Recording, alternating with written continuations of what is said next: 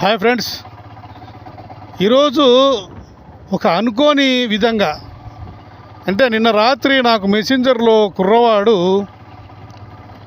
ఒక 2-3 వీడియోస్ అంటే 1 నిమిషం 2 నిమిషాలు నిడివిగల వీడియోస్ ఒక 3 మెసెంజర్లో పంపించాడు. ఆ కుర్రవాడు వారి ఊరిలో ఉన్న ఒక టెంపుల్ని, పురాతనమైన టెంపుల్ శిథిలం అయిపోయింది, ఎవరు అక్కడ పూజలు ఏం చేస్తలేరు, దాదాపు శిథిలావస్థకు చేరింది. మందిరం బాగుంది కానీ మొత్తము గుడి అంతా ధ్వంసమైంది లోపల. అయితే అక్కడ గుడి వీడియోలు చూసిన తర్వాత దాదాపు రాత్రి 12 అవుతుంది టైము. ఆ 12 గంటలప్పుడు నాకు నిద్ర పగిలిపోయింది. అంటే అక్కడ ఉన్న శిల్ప సంపద, ఆ తర్వాత బుద్ధుడి విగ్రహాలు, ఒక విగ్రహం బుద్ధుడిది ఉంది, మిగతా బోధిసత్వ విగ్రహాలు ఉన్నాయి. ఒక్కసారిగా ఆశ్చర్యానికి గురై ఎక్కడ తమ్ముడిది, ఏ లొకేషన్ చెప్పు అని చెప్పేసరికి నాకు మా కర్నూలు నుంచి ఒక 100 కిలోమీటర్ దూరంలో వస్తుంది, తెలంగాణ రాష్ట్రంలో. అది బిజినేపల్లి మండలం కిందకు వస్తుంది. అంటే నాగర్ కర్నూలు జిల్లా బిజినేపల్లి మండలంలోకి వస్తుంది. అయితే ఒక 100 కిలోమీటర్లు కాబట్టి పెద్ద విషయం కాదు కర్నూలు నుంచి పోవడం అని చెప్పేసి నేను అప్పటికప్పుడే రాత్రి చెప్పేశాను. బాబు, నేను మీ దగ్గరికి రేపు ఉదయాన్నే బయలుదేరి వస్తున్నాను, మీరు వీలైతే నాకు ఉంటారా అక్కడ అంటే తప్పకుండా అన్నా నేను ఉంటాను అని చెప్పాడు. నాకు మీకేమైనా ఏర్పాట్లు చేయమని కూడా చేస్తానన్నా అని చెప్పాడు. నాకు ఏమొద్దు తమ్ముడు, ఏర్పాట్లు ఏం చేయాల్సిన అవసరం లేదు, భోజనం ఖర్చులు కూడా నేనే చూసుకుంటాను, మన ఇద్దరం కలిసి భోంచేద్దాము. మీరు ఆ గుడికి సంబంధించినప్పుడు విషయాలు కానీ దానికి సంబంధించిన సపోర్ట్గా నాకు, ఎందుకంటే ప్రాంతం తెలియదు కాబట్టి మీరు సపోర్ట్గా ఉంటే చాలు అనే విషయం చెప్పి రాత్రి మాట తీసుకొని రాత్రి అతని దగ్గర నుంచి లొకేషన్ పెట్టించుకున్నా. ఇది క్లారిటీ. అంటే ఈ లొకేషన్, ఇంటి దగ్గర లొకేషన్ పెట్టావా నాకు?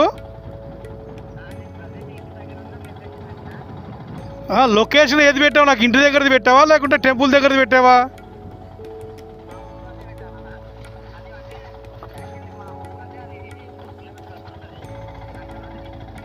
ఇప్పుడు నేను మీ ఊరి దగ్గరికి వచ్చిన 1 కిలోమీటర్ పక్కన ఒకటి చిన్న ఊరు దాటి ఇంకో ఊరికి వస్తున్నా.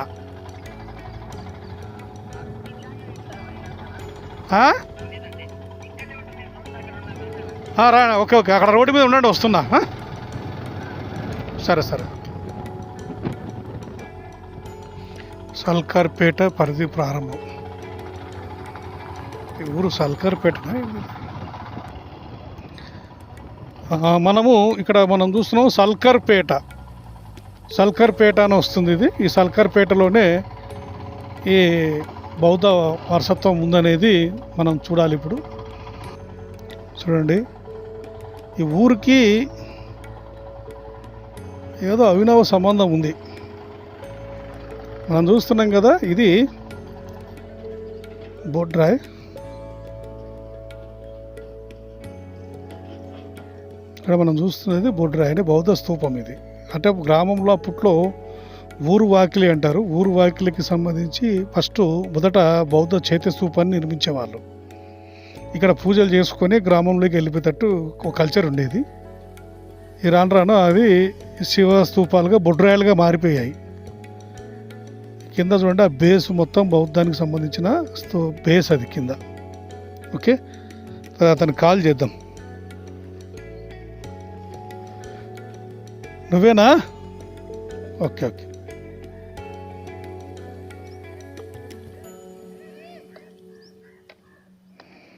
ఏం పేరు నీ పేరు? విజయ్ కదా, ట్రూ కలర్లో అదే వచ్చింది. ఓకే. ఎక్కడ ప్లేసు? మరి ఎక్కుతావా? బండి మీద వస్తావా? రిటర్న్ రావడానికే? సరే, తీసుకోండి తొందరగా.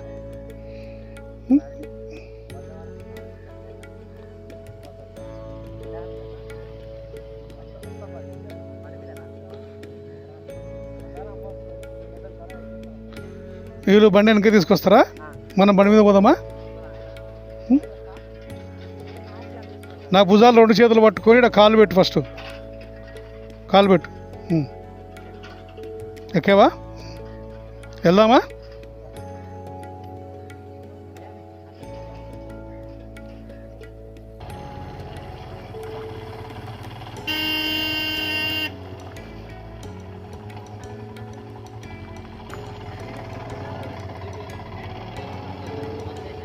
ఉమ్.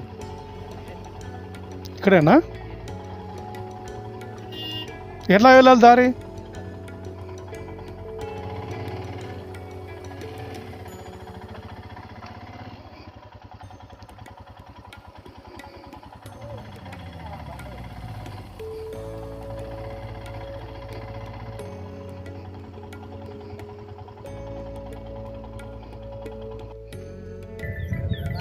ఎటు దారి ఎటు?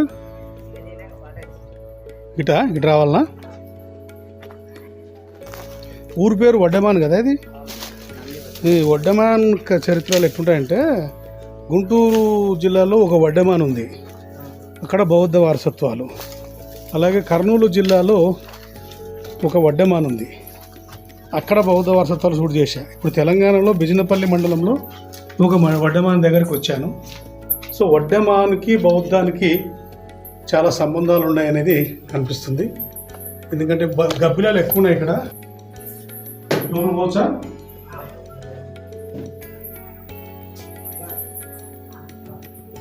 బుద్ధుడి తల్లి మహామాయ, ఒక పద్మము, బౌద్ధ పద్మము, గబ్బిలాలు ఎలా జరుగుతున్నాయి.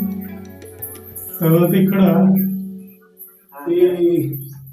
ఈ కల్చర్ వచ్చేసి 3 ఫ్లవర్స్ వచ్చేసి ఇది మనకు చెప్పుకుంటూ పోతే ఈ శిల్ప సంపదను బట్టి ఇది పల్లవులు ఇక్కడ వరకు ఉంటారా, తెలంగాణ వరకు, లేదంటే మినిమం ఏ రాజుల కాలం అనేది ఐడెంటిఫై అయితే వాస్తవానికి ఫ్లవర్స్ వచ్చేసి చెప్తాను. ఈ లాస్ట్ వరకు ఇప్పుడు స్టార్టింగ్ చేసా చూస్తున్నా కదా, లాస్ట్ వరకు చూద్దాం. భయంకరంగా ఉంది.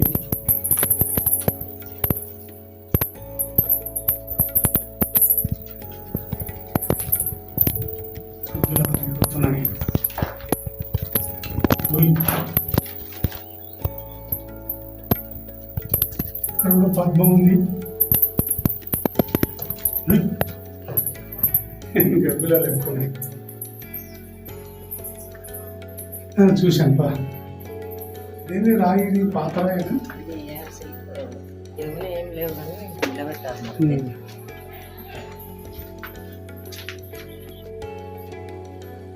చూడండి పిల్లరా.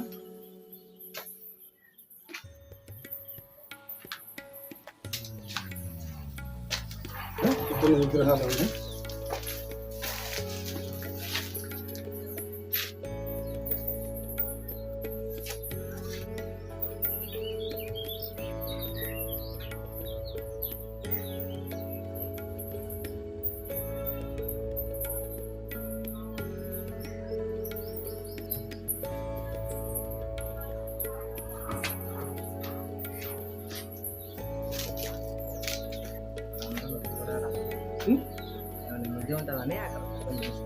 తవ్వారా?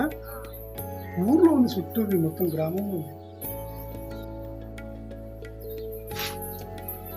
ఈ ఫ్లవర్స్ వచ్చేసి పల్లవుల రాజులతో వస్తుంది. ఎందుకంటే ఈ ఫ్లవర్స్ నాకు ఐడెంటిఫై చూడాలి. ఈ గోపురం కల్చర్ అనేది ఎక్కడ వస్తుంది చూడాలి.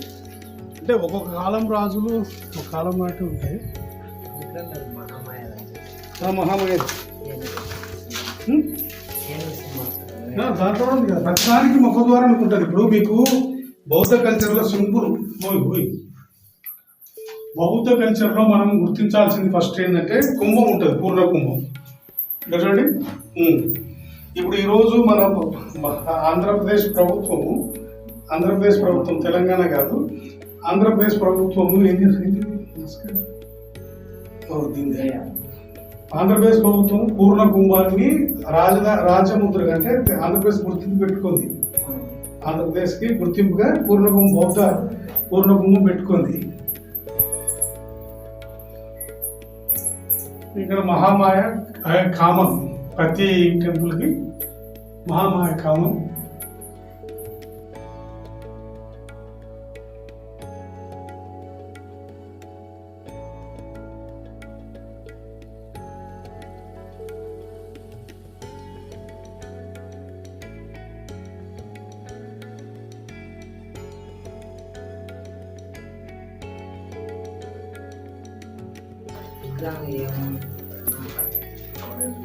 విగ్రహం తవ్వకాలు జరగలేదు కదా, బేస్ పీకేసారు, శిల్పం విగ్రహం పీకేశారు అంతే, తవ్వలేదు. ఇంకా కింద తవ్వుతే ఏమైనా నిధులు దొరుకుతాయి. మరి ఇక్కడ పైన పద్మం ఉంది, గబ్బిలాలు ఎక్కువ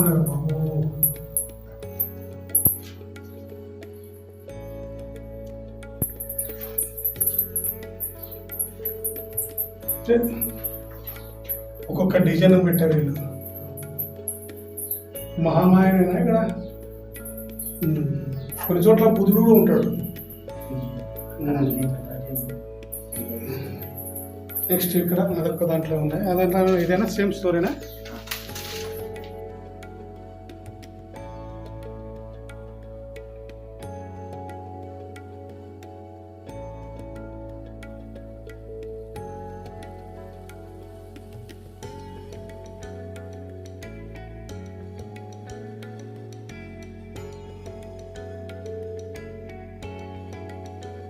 వెనక లోపల ఇంకా ఉందా?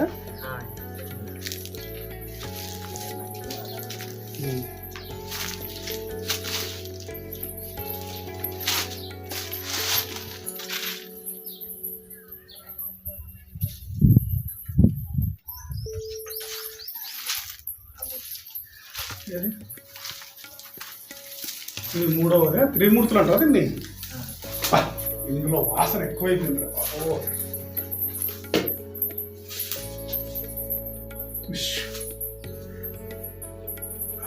కల్చర్ అండి ఇది నేను స్క్రీన్ షాట్ తీసుకొని ప్రొఫెసర్లకు పంపిస్తాను. ఈ కల్చర్ తెలుసుకుంటా. ఫ్లవర్స్ అయితే నాకు ఐడియా, బ్రైట్ పెట్టుకో. పూర్ణ కుంభము, ఇక్కడ పూర్ణ కుంభము, ఇది పాతది, చాలా పురాతనమైంది ఇది చెప్పాలంటే. అంటే శిల్ప సంపద రాలేక అప్పటికి తక్కువ.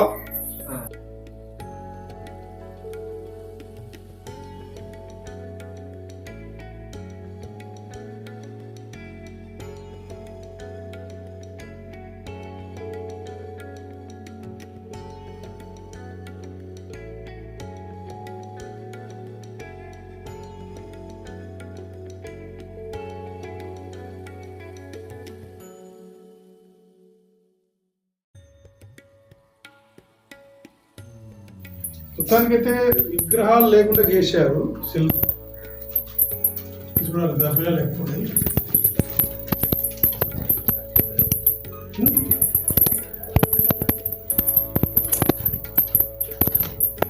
గబ్బిలాలు ఉన్నాయి. మూడవ టెంపుల్.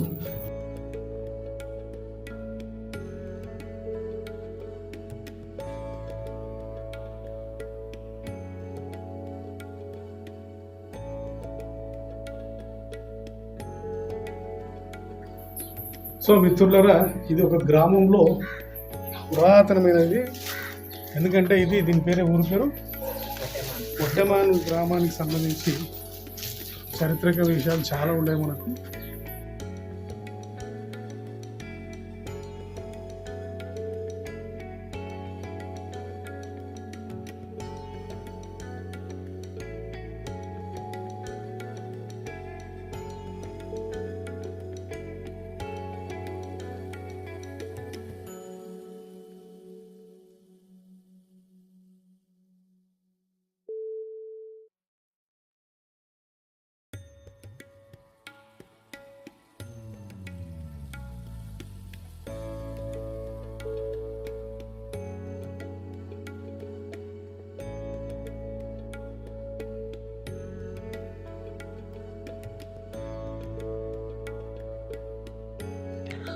మిత్రులరా, మనం చూస్తున్నది ఇది వడ్డమాన్ గ్రామం, తెలంగాణ బిజినపల్లి మండలంలో ఉంటుంది. అయితే ఇక్కడ ఈ వడ్డమాన్ గ్రామాన్ని నేను పర్యటించిన తర్వాత, అక్కడ చిత్రీకరించిన తర్వాత, ఈ యొక్క వడ్డమాన్ చరిత్ర గురించి తెలంగాణలో ఉండే ఏమని శివనాగరెడ్డి, అంటే ఆయన పురావస్తు ప్రొఫెసర్ అని నాకైతే తెలియదు, కానీ పురావస్తు శాఖకు సంబంధించిన పర్సన్ అని తెలిసింది. అలాగే తెలంగాణ జాగృతి సంస్థ అనుకుంటా, రామోజు హరగోపాల్ గారు ఒకనొక సందర్భంలో అంటే నేను ఈ వీడియో ప్రసారం చేసే క్రమంలో అది జైనానికి సంబంధించిన నిర్మాణం అని చెప్పుకుంటూ వచ్చారు. జైనానికి సంబంధించిన నిర్మాణం అది. బౌద్ధానికి ఎటువంటి అవకాశం లేదు అక్కడ. నేను చాలా సందర్భాల్లో ఆ ఊరు పర్యటించానని చెప్పేసి ఏమని శివనాగిరెడ్డి గారు నాకు వాట్సాప్లో చాలా ఫోటోలు పెట్టారు. వాస్తవం చెప్పంటే ఆ గ్రామాన్ని ఆయన పర్యటించారు. అయితే ఇక్కడ మనం గమనించాల్సింది ఏంటంటే, నేను వారిని తప్పని చెప్తలేను, అలాగని వారు చెప్పిన దాన్ని నేను ఒప్పుకోవడం లేదు. ఎందుకంటే చరిత్రనే కాబట్టి ఇక్కడ మనం చూస్తే నిర్మాణాలు అంటే ఇప్పుడు ఇంతకుముందు చూసిన గ్రామంలో, ఇప్పుడు గ్రామం బయట, తర్వాత ముందు వచ్చే వీడియోలో కూడా చెరువు కట్టకు పైన చాలా విగ్రహాలు కనపడతాయి. అయితే ఈ నిర్మాణాలన్నీ వజ్రయాన కాలానికి ముందు అని మనం గట్టిగా చెప్పవచ్చు. ఎందుకంటే శిల్ప కల్చరు లేని నిర్మాణాలు, శిల్పాలతో ఉన్న నిర్మాణాలు మనం చూడవచ్చు. అంటే అంటే మహాయాన కాలంలో కొంచెం చాలా తక్కువ శిల్పాలు ఉంటాయి, వజ్రయాన కాలంలో శిల్పాలు ఎక్కువ ఉంటాయి. ఆ తర్వాత శిల్ప కల్చర్ పెరిగింది తప్పితే తగ్గలేదు. అంటే ఇది ఈ యొక్క వడ్డమాన్ గ్రామంలో మనం చూసుకుంటే మేబీ 2-3 శతాబ్దాల నాటికి ఉన్న నిర్మాణాలని చెప్పొచ్చు. అయితే ఈ జైనానికి ఏంటి సంబంధము అని మనం ఆలోచిస్తే, నేను నా పర్యటనలో, నా అన్వేషణలో తేలిందల్లా ఏంటిదంటే, జైనము 10-11 శతాబ్దాల తర్వాతనే కనిపిస్తుంది. అంటే 10 తర్వాతనే కనిపిస్తుంది. ఎక్కడవో ఏ చారిత్రక ప్లేస్లో మనం చూసుకుంటే, ఏ గుహల్లో కూడా మనం పోతే బాదామి కేవ్స్ కావచ్చు, ఎల్లోరా కేవ్స్ కావచ్చు, ఇంకా చాలా గుహలలో, ఐహోలు గుహల్లో కూడా చూస్తే జైన శిల్పాలు 10 శతాబ్దం తర్వాతనే కనపడతాయి. అయితే ఇక్కడ జైనం ఉంది, నేను లేదని చెప్పడం లేదు, జైనం ఉంది, కానీ తర్వాత వచ్చిందని చెప్తా. అయితే ఈ నిర్మాణాలు అయితే పాతవే, ఇవి బౌద్ధానికి సంబంధించినవే అనేది చెప్పగలుగుతా. తర్వాత కాలంలో చాలా రాజులు మారింటారు, చాలా పరిపాలన మారింటాయి, నిర్ణయాలు మారింటాయి, ఆ తర్వాత సాంప్రదాయాలు మారింటాయి, అలాగే విశ్వాసాలు మారింటాయి, నీ కాదంటలేదు. కానీ మొదట మనం ఈ దేశంలో చూస్తే ఈ మహాయాన అంటే 1వ శతాబ్దం నుంచి 5వ శతాబ్దం మధ్యన చాలా బౌద్ధమే ముందు ఉంది కాబట్టి మనం ఆ దిశగా ఆలోచించాలి. సో ఇక్కడ ఈ వడ్డమాన్ గ్రామంలో అన్ని సంస్కృతులు అంటే మహాయాన అంటే హీనయానం కూడా నడిచిండొచ్చు. ఎందుకంటే ఇంత పాత శిల్ప సంపద, పాత నిర్మాణాలు ఉన్నాయంటే పాత ఆలోచన విధానం ఉంటుంది. సో ఈ గ్రామం అనే కాదు, వడ్డమాను అనే గ్రామాలు నేను ఆంధ్రప్రదేశ్లో అండ్ రాయలసీమలో, ఇక్కడ తెలంగాణలో, ఆంధ్రలో వచ్చేసి గుంటూరు టౌన్ దగ్గర ఒకటి ఉంది వడ్డమాను. ఇక్కడ రాయలసీమలో కర్నూలు అనుకోని 30 కిలోమీటర్ల దూరంలో ఒక వడ్డమాన్ గ్రామం ఉంది. ఇక్కడ తెలంగాణలో బిజినేపల్లి మండలం దగ్గర ఒక వడ్డమాన్లో మనం ఉన్నాం ప్రజెంట్. ఈ వడ్డమానికి బౌద్ధానికి సింక్ ఎక్కడో ఉంది అనేది ఒక ఆలోచన. సరే, అలాగాకనే నిర్మాణాలను బట్టి కానీ మనం ఆలోచించాలి. సో ఈ నిర్మాణాలన్నీ పాత కాలపు నాటి నిర్మాణాలని మనం, ఎందుకంటే చూడండి, ఆ స్తంభాలు కావచ్చు, ఆ పిల్లర్లు కావచ్చు, ఎప్పుడైనా చూడండి వజ్రయాన రాజులు ఎక్కడ ఖాళీ స్థలం ఉంచరు. శిల్ప కల్చరు స్తంభం ఉంటే స్తంభం చుట్టూ చాలా డిజైన్లు ఉంటాయి, విగ్రహాలు ఉంటాయి, అన్నీ ఉంటాయి. కాబట్టి జాతక కథల శిల్పాలు ఎక్కువగా ఉంటాయి. ఎందుకంటే వజ్రయాన రాజులు చాలా జాతక కథల శిల్పాలని, ఆనాటి యొక్క సాంస్కృతిక సాంప్రదాయాలని ఎక్కువ శిల్పాల్లో చెక్కించారు చాలా మందిరాల్లో. కాబట్టి ఇక్కడ జస్ట్ ఒక ద్వారపాలకులు, తర్వాత వచ్చేసి ముఖద్వారం పైన ఉన్న కొన్ని శిల్ప కల్చరు తప్పితే ఇంకా వేరే ఎక్కువ శిల్పాలు లేవు. అంటే ఇది మహాయాన కాలం నాటివే అని చెప్పాలి. అంటే 1 నుంచి 5 శతాబ్దాల మధ్యన నిర్మించిన, అంటే 4 శతాబ్దాల వరకు. కాబట్టి ఆ కాలంలో జైనం ఉందా అంటే నా పరిశోధనలో అయితే ఇప్పటి వరకు జైనము కనిపించలేదు. ఎందుకంటే జైనము 10 తర్వాతనే వచ్చిందనేది నా ఆలోచనలో తేలింది. ఇక్కడ ఈ నిర్మాణాలు అయితే పాతవి అని చెప్పాలి. సో మిత్రులరా, ఈ వడ్డమాన్ గ్రామంలో మీరు ముందు చూడండి, చెరువు గట్టు పైన కూడా చాలా శిల్పాలు అన్నీ తీసుకొచ్చి, ఎంత బాధకరం అంటే చెరువు గట్టు ఆనుకొని చెరువు గట్టుకి ఏదో మన రాళ్ళు పేల్చినట్టు పేర్చారు శిల్పాలు. చూడండి, ముందు వీడియోలో వస్తుంది.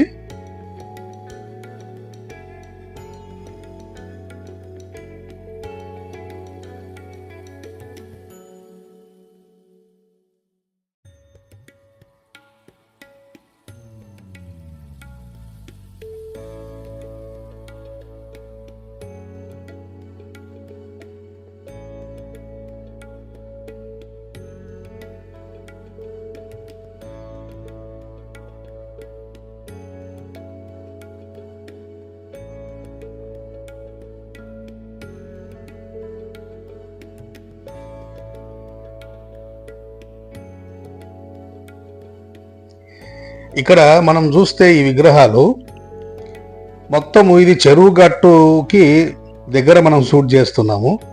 ఈ చెరువు గట్టు దగ్గర ఉన్న విగ్రహాలు ఇవి. ఈ విగ్రహాలు ఏ కాలం నాటివి అనేది ఒక ఆలోచన ఒక పక్క. అసలు ఈ విగ్రహాలు చెరువు గట్టు దగ్గరికి ఎందుకు వచ్చాయి? చెరువు గట్టుకి గట్టుకి నీళ్లు ఏదో మన కంకర రాళ్ళు, సిమెంట్ రాళ్ళు పడేసినట్టు ఈ శిల్పాలు పడేశారు.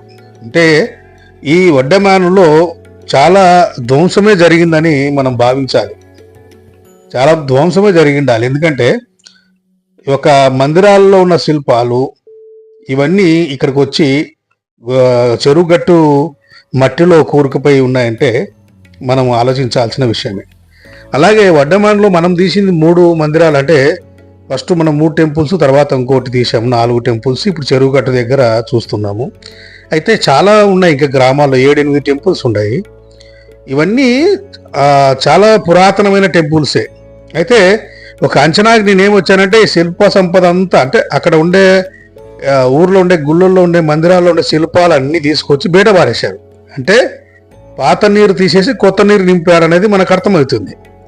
అంటే పాత శిల్ప కల్చర్ తీసేసి కొత్త శిల్పాలు, అంటే పాత ఆనవాళ్ళు లేకుండా కొత్త ఆనవాళ్ళతోని పాత చరిత్రని తుడిపేసి కొత్త చరిత్ర రాశారని మనం అనుకోవాలంతే. ఇది ఈ గ్రామమే కాదు, ప్రతి గ్రామాల్లో జరుగుతున్న తంతునే. అది గుడి రిపేర్లు అని చెప్పేసో, లేకుంటే గుడి శిల్పము పగిలిందనో, శిల్పశాస్త్రం ఒప్పుకోదని, అలాగే గుడి కుంగుతుందనో, హైట్ తక్కువైందనో, ఏదో ఒక కారణాలతో, ఏదో నెపాలతోని ఆ మందిరాలని పూర్వ వైభవాన్ని తీసేసి కొత్త వైభవం తీసుకొచ్చి, అంటే చారిత్రక ఆనవాళ్ళు లేకుండా చేయడం అనేది ఇదే. ఇంకే వేరే ఆలోచన లేదు. అది ఎన్ని రకాల చెప్పినా ఒరిజినల్ పాయింట్ ఏంటంటే చారిత్రక ఆనవాళ్ళు లేకుండా చేయడం. ఈ శిల్పాలన్నీ తీసుకొచ్చి చెరువు గట్ల పైన చెరువులలో చాలా మనము చూస్తే గ్రామాలలో చెరువులలో వెతికితే చాలా శిల్పాలు దొరుకుతాయి. ఓకే మిత్రులరా, ఈరోజు వడ్డమాను గ్రామం గురించి నాకున్న సమాచారం మీకు అందించాను. దీనిపైన మీ అభిప్రాయాలు, సూచనలు, సలహాలు కామెంట్ రూపంలో తెలపండి. Thank you. జై భీమ్, జై భారత్, నమో బుద్ధాయ్.